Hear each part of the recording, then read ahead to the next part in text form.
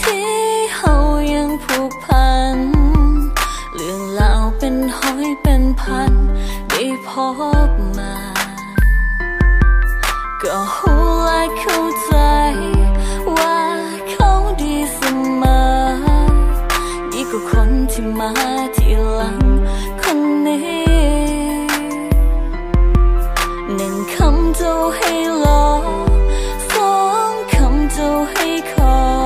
ยเจ้าจะเลิกกับเขาเคยสัญญาแต่เหมือนว่าไกลกับสิ่งที่ว่ามา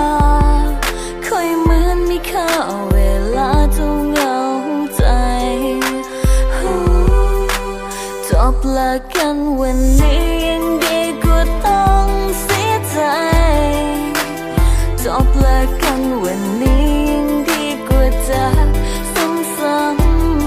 ๆจบละกันวันนี้พอที่กับคำว่าคอยสุดสำคัญเมื่อคนจะต้องการเป็นเขาหลายกว่าจากนี้ให้เขาจบกันบ่โทษเลยบ่โทษใครโทษที่เฮาพบกันซะไปมาหากันตอนที่เจ้ามีภัยต้องเข้าใจ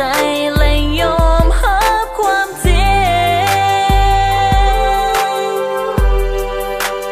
จบละกันวันนี้ยังดีกว่าต้องเสียใจจบละกันวันนี้ยังดีกว่าจะซ้ำๆจบละกันวันนี้พอที่กับคำว่าคอยสุดสำคัญเมื่อคนจะต้องการเป็นเขาหลายกว่าจากนี้ให้เขาจบกัน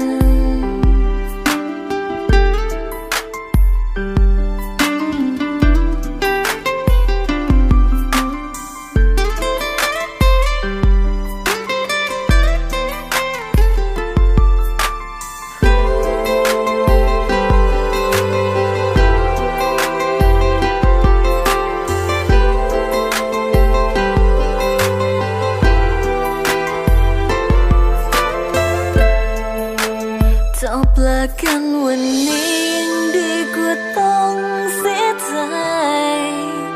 จบละกันวันนี้ยังดีกว่าเจ็บซ้ำๆจบละกันวันนี้พอที่กับคำว่าคอยสุดสำคัญเมื่อคนจะต้องการเป็นเขาหลายกว่าจากนี้ให้เขาจบกันถ้าเขาคนนั้นยังสำคัญกว่าจากนี้ให้เขาจบกัน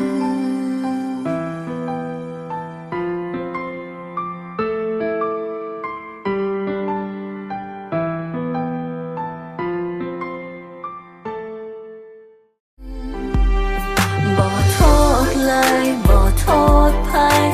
โทษที่เฮาพบกันซะไปมาหากันตอนที่เจ้ามีภัยต้องเข้าใจและยอมรับความจริงจบละกันวันนี้